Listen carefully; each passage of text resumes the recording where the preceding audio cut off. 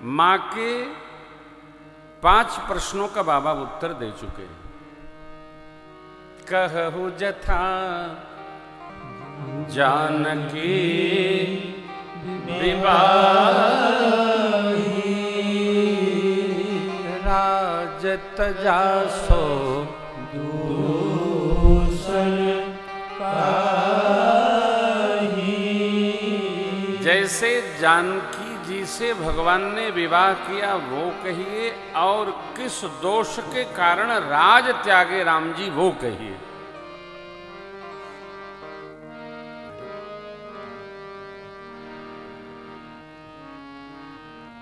संपत्ति में, गद्दी में कहीं दोष होता है, दूषण होता है?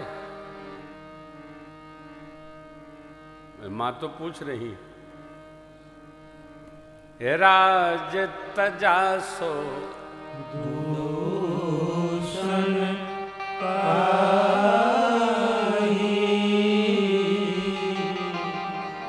राज तजने का कारण क्या है?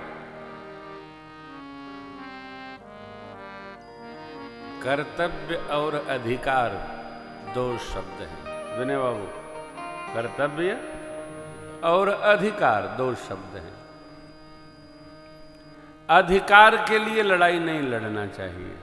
कर्तव्य करने से अधिकार स्वयं आपका वरण कर लेगा। कर्तव्य करना चाहिए। श्री राम कथा अधिकार के त्याग की कथा है और कर्तव्य के बोध की कथा है। जो कर्तव्यनिष्ठ होगा उसको अधिकार वर्ण कर लेगा। कर्तव्य करना चाहिए। परमात्मा ने किस दोष से राज त्यागा? बाबा कहते हैं, परमात्मा जिस निमित्त आए थे, राज सत्ता को संभालते ही वो कार्य अवरुद्ध होता।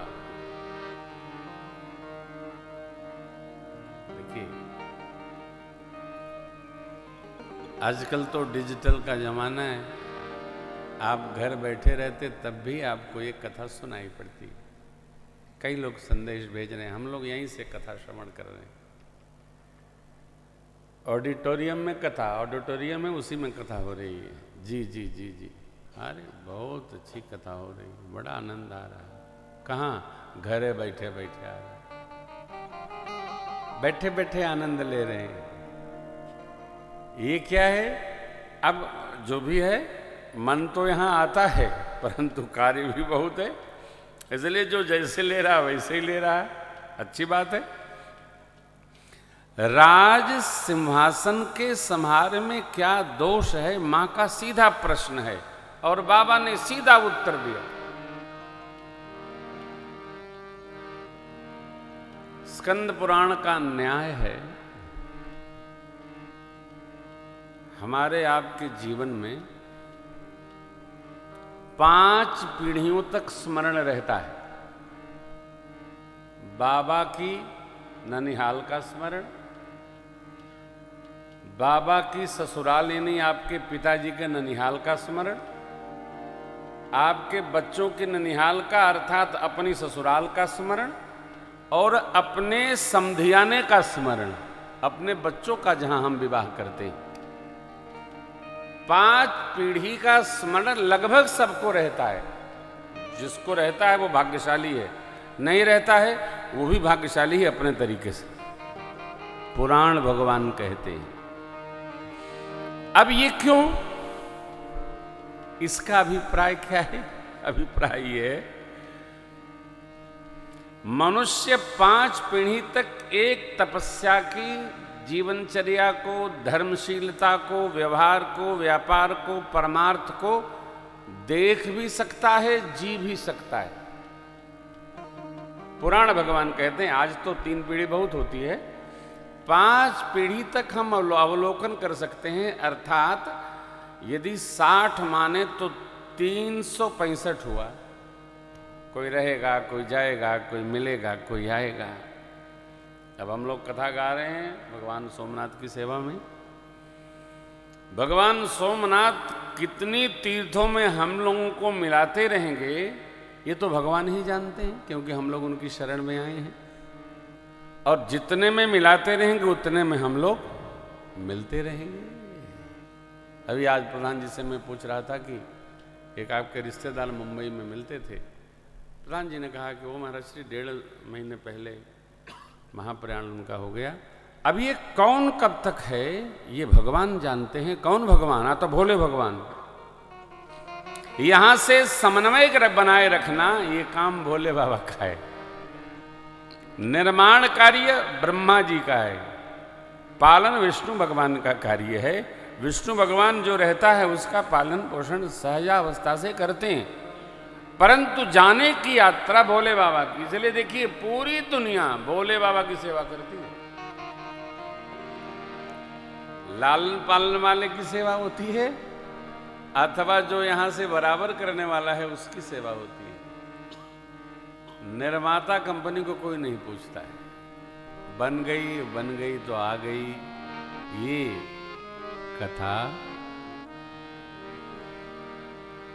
4 नहीं 5 नहीं 7 पीढ़ियों से चली है।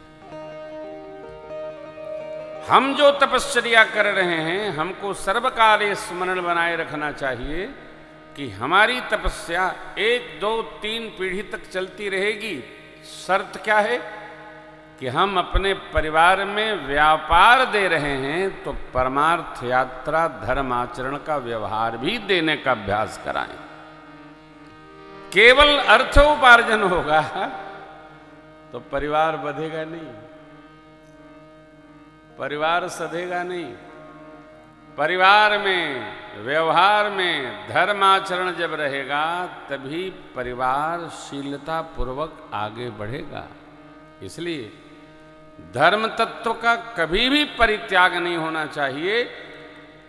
अर्थ व्यवहार व्यापार जो कुछ भी करते रहें उसमें परिवार में धर्मशीलता बनाकर रखना चाहिए। आजकल समय ऐसा आ गया है कि हम सब लोग तो करते हैं, लोगों के बच्चे नहीं करते, फिर बाद में दुखी होते हैं। हमारे बच्चे तो भजन करते नहीं महाराज श्री, पूजा में बैठते नहीं, आरती करते नहीं, धर्म में उनकी रुचि नहीं है। भाई देखो, आपको बचपन को, बेटी हो कि बेटा, बचपन को जब भजन में लगाने का अभ्यास होगा तभी वो युवानी और बुढ़ापा तक चलता रहेगा। 12 वर्ष में संस्कार बनते हैं।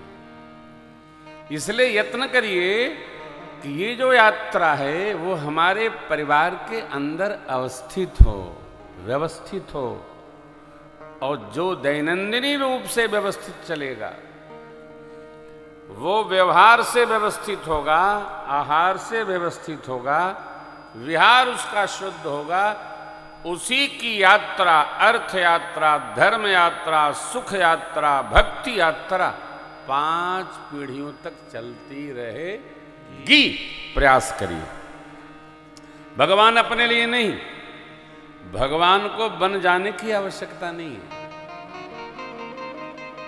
आगे कथा आप श्रवण करेंगे, भगवान को अयोध्या जी से निकलकर बाहर भी जाने की आवश्यकता नहीं है।